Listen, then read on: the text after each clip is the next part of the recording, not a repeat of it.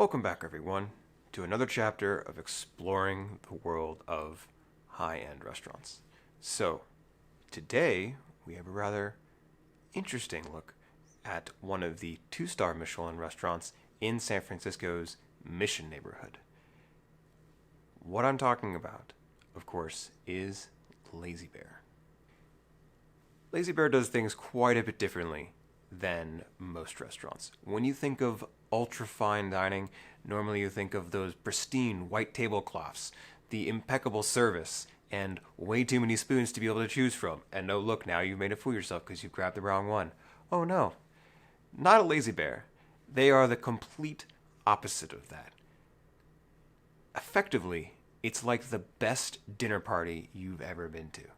And that's how they describe it as well. Now, come along as we start going through and looking at some of the courses from a slightly different lens. This was a rather long affair at 18 courses. Now that does sound like a lot, and it was, but it was really smartly laid out, which allowed you to enjoy each one of the dishes individually and the whole experience overall. The first 5 courses were all individual little appetizers, little bites, and they served these to you in the upstairs veranda area, all in standing room only, as you got to overlook them prepping the main area, which was a extremely long dinner table that could sit everyone all at the same time, very much emulating a dinner party. The next part were the mains. The mains go from light courses like fish all the way down the gradient to heavier dishes like red meat, your steaks, and your lamb. And then they punctuated it with a little intermission, effectively a little palate cleanser, which was really nice to get into the next half, the end and the final part of this, which was all the desserts. And they ramp up the flavor profiles of the desserts and then punctuate it right at the very end with a whole bunch of treats for you to choose at your leisure, individual little bites. Okay, getting into our first course, this is their whipped scrambled eggs with bacon, maple, and hot sauce. And my goodness, what this was like for me was the equivalent of waking up to your uncle. You've gone to Tennessee for some reason, and he's giving you an apology breakfast. I'm not sure why, but for him, smoked brisket it is, because that's what he knows how to do well. It's a thing that just wakes you up in the morning, and because, he's only good at the one thing, he's like, well, in order to make it breakfast, we're going to put an egg on it. It was like just an amazing smoky dish, very strong in the meat flavoring, and then you add in the eggs afterwards. Even though it looks like an egg, mostly it was that smoky, meaty flavor. Second dish. This, of course, was their fire-roasted scallops, and they added it with pink peppercorns and redwood. This, to me, was really special.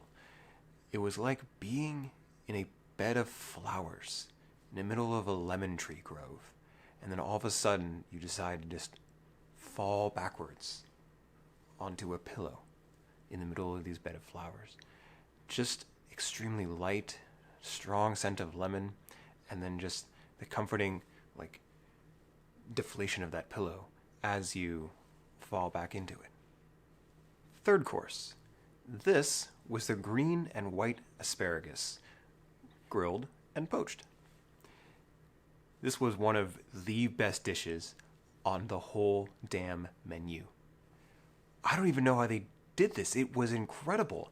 So the main one, the green one, was cooked in a normal way and grown in a normal way, but the white one was grown in complete darkness in a cave, and that was a completely transformative experience. It didn't taste like asparagus. Not at all. The closest thing that I can analogize this to is grilled squid, because the vision that I had was me standing on some fisherman's boat out in the ocean right as he's pulled some fresh squid off of his boat and is like, oh, hey, do you want to get some lunch? I'll just grill up some of these right now for you. And we have some of the freshest, like really tender texture squid that you can have right on the bed of his deck. Incredible. Okay, now we're on to the fourth appetizer bite. And this one is getting a little bit heavier and oh so good. This was dry-aged lamb tartare with spring alliums. Basically, raw lamb. Okay, I know. But this is what it was like. It was like climbing in to a refreshingly cold bed. With the heavy comforters and like that feeling of just getting in right as it's like cold, right after you've just had an extremely warm and satisfying and smoky steak dinner. That feeling of being full and warm inside, and you're just wanting to get into a cold and soothing, and like soft bed. Oh, the duality of it is just incredible. And this is the fifth and final dish of the appetizers. It is a fried soft-shell crab with a ramp tartar sauce. And this was one of those dishes that you just transports you to Seattle. And if you've never been to Seattle, there's a famous restaurant there called Ivers, and they're famous for their fish and chips. This is like you go there on a Saturday morning, you stand right outside and you just like have that amazing smell of like the fried fresh fish just come like wafting all over you. And then you go inside and if you've never been, you don't know what it's like to have really amazing fish and chips for the first time. Like the sense of an extra crunchy and flaky but somehow delicate outer shell, and then biting into the soft meat inside. Oh, wow. It is just incredible. And that's effectively what this was. Going on a little side journey to Ivers. That's it for the appetizers. Now we're moving on to the mains. And of course, the first part of any of this starts with their bread and butter. But oh no. This isn't just any bread and butter. No, they wouldn't do that. This is their spelt and rye Parker House rolls with cultured butter. It's like this very funky butter. And ooh, this is where I start to know, like, oh wow, this is getting real. Because these rolls were emotional for me. To understate this, I cried after eating this. That's how good it was. This description might be a little bit more than what you were looking for, so kids, back on out of here right now. But I don't necessarily choose the way that I see the food, so I guess I just have to go with it. And that is, this was like the first time you were exploring your lover's bare skin. That feeling of finally taking your hand and running it down their smooth, warm, and bare thigh. Just that perfect texture, warm feeling, and the intimacy that it implies is going to come next. So I continue to have a lot more of that bread because, oh my god, it was damn good.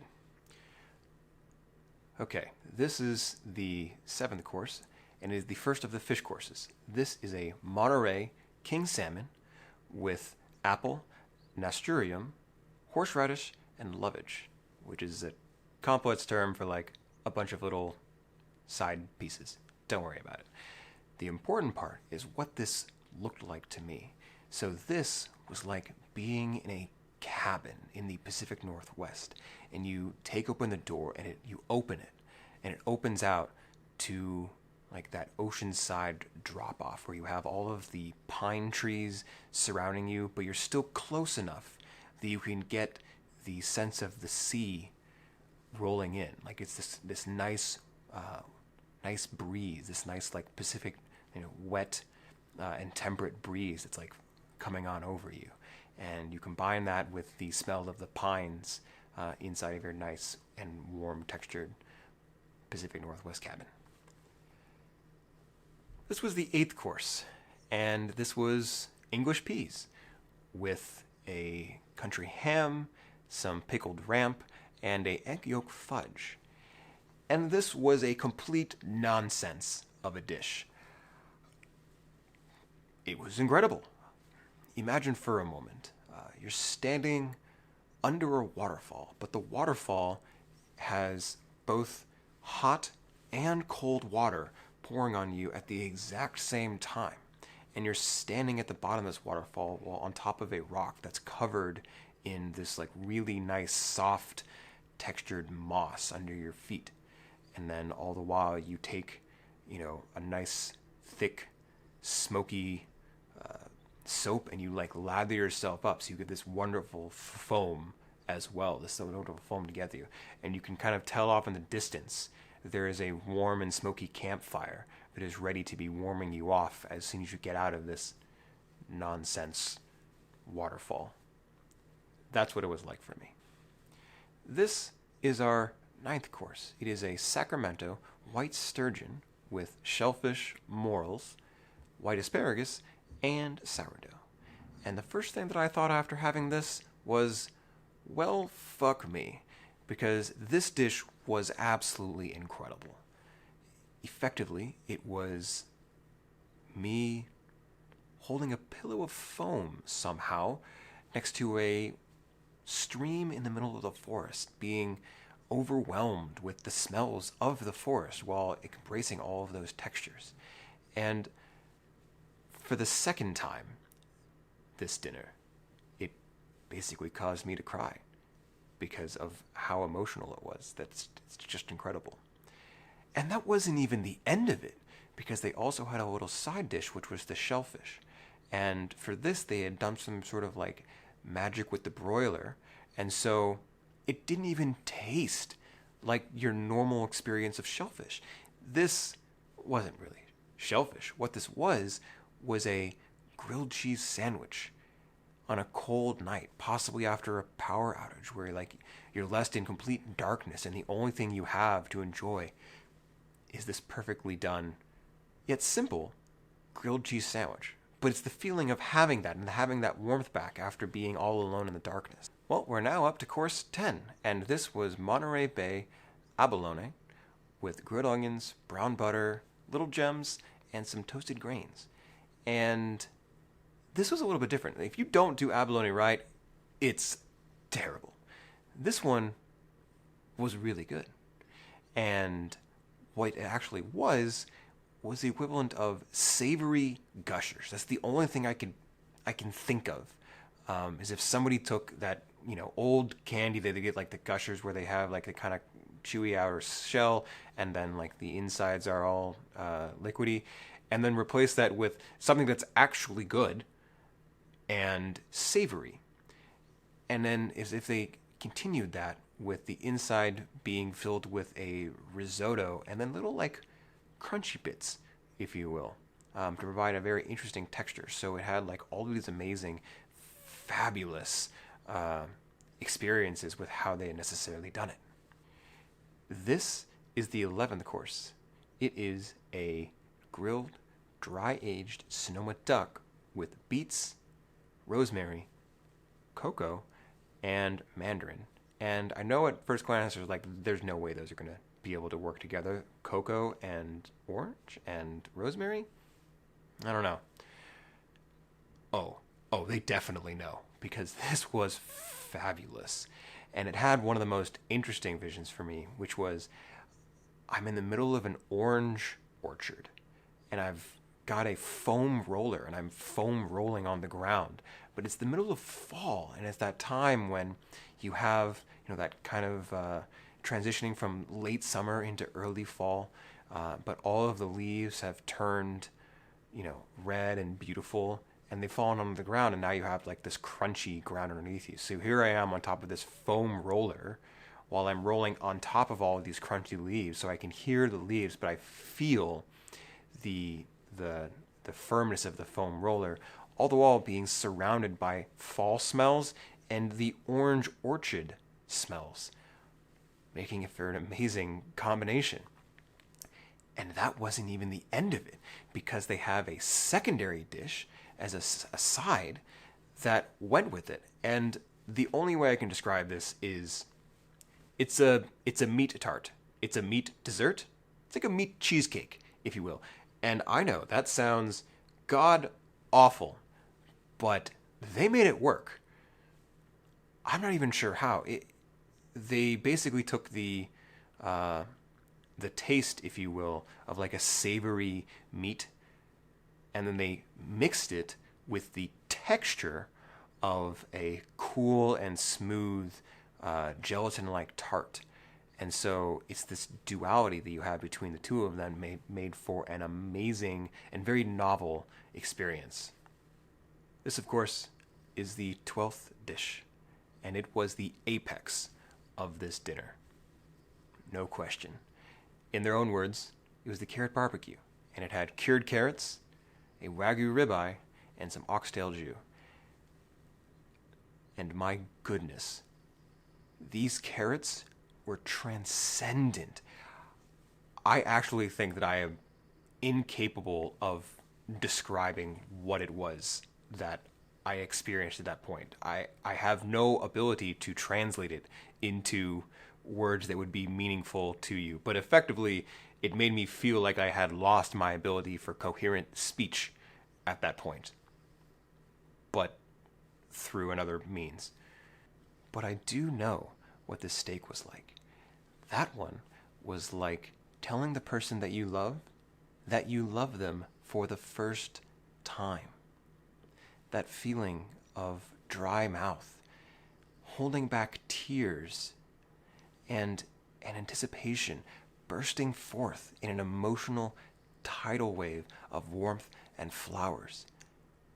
And then having that reciprocated, and you being complete with the answer, and having all of that pent-up emotion wash away, and the resolve that you have to embrace your newfound partner.